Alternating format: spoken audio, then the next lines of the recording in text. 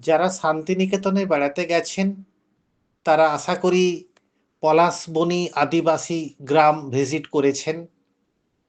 বনের পুকুর ডাঙা আমরা পলাশবনি বলা হয়ে থাকে। তো পলাশবনি একটি ছোট্ট গ্রাম যেটা শান্তিনিকেতনে অবস্থিত। আমরাও গিয়েছিলাম পলাশবনি আদিবাসী গ্রামে। এখানে মূলত সাঁওতাল সম্প্রদায়ের একটি গ্রাম, মানে সাঁওতাল সম্প্রদায়ের মানুষ এখানে বসবাস করেন। ঐতিহ্যগতভাবে এই গ্রামটি কাদা মাটির ঘর, মাটির বাড়ি, প্রাকৃতিক পরিবেশ ও সাদামাটা রাস্তা দিয়ে তৈরি। শান্তিনিকেতনের খোয়াইয়ের মতো প্রাকৃতিক ভৌগোলিক পরিবেশ, জঙ্গল ও বন আশেপাশের পরিবেশের সঙ্গে এই গ্রামটির গভীর সংযোগ রয়েছে।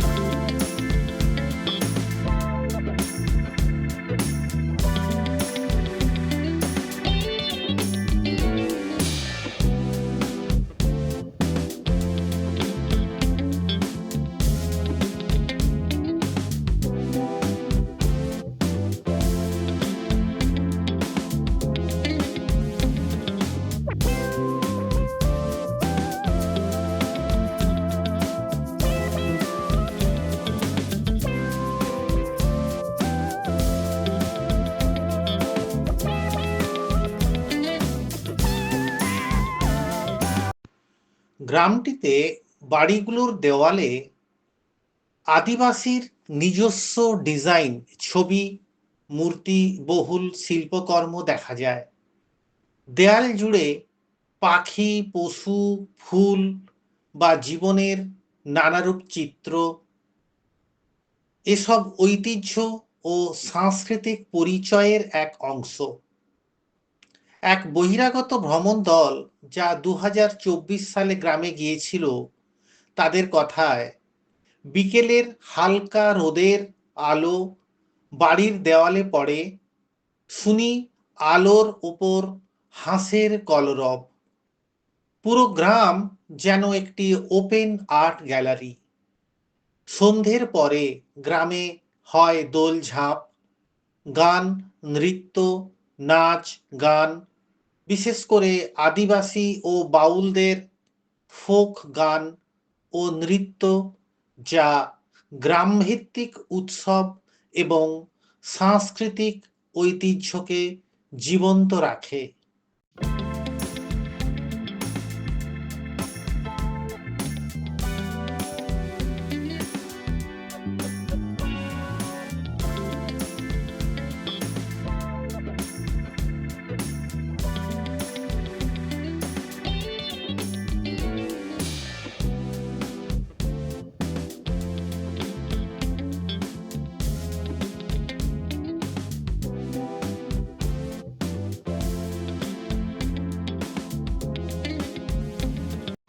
সমাজের বিবর্তনের সঙ্গে সঙ্গে এই আদিবাসী গ্রামটি তার পুরনো ঐতিহ্য আস্তে আস্তে করে যেন হারিয়ে ফেলছে।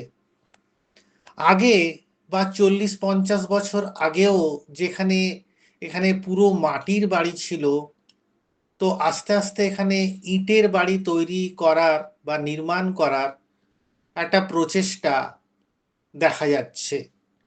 তাই ভবিষ্যতে এই যে গ্রামটি, এখানে মাটির বাড়ি আদৌ থাকবে কিনা, বা এই গ্রামে ঢুকলে যে মনে হয় একটা আর্ট গ্যালারিতে প্রবেশ করছি, সেই জায়গাটা থাকবে কিনা, এখানে একটা সন্দেহ রয়েছে।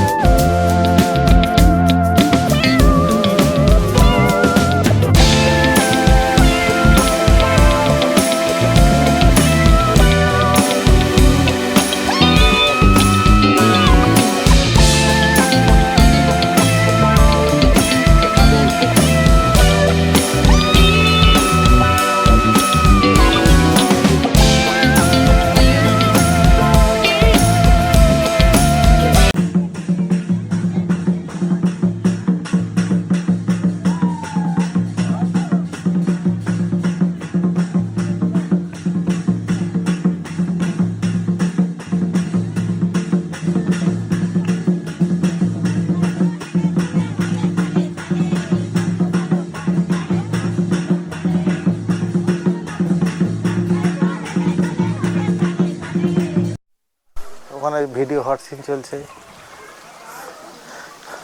এখানে এখানে কি কি সুন্দর ছাগল চড়ছে, দেখতে পাচ্ছেন কি সুন্দর ছাগল। মানে প্রাচীন যদি আপনারা দেখেন যে হরপ্পা মহেঞ্জোদারোর যে সভ্যতা, সেখানেও কিন্তু এই রকমের প্রচুর বাড়ি ছিল। এবং এই যে পয়ঃ প্রণালী সিস্টেম, এই যে নালা, এই নালা সিস্টেমও কিন্তু সেখানে ছিল। যদি আপনারা প্রাচীন যুগের ইতিহাস পড়েন, তাহলে হরপ্পা মহেঞ্জোদারো সভ্যতার সঙ্গে মানে কিছুটা মিল পাওয়া গেলেও যেতে পারে। মানে আমি বলছি না পুরোটা মিল আছে।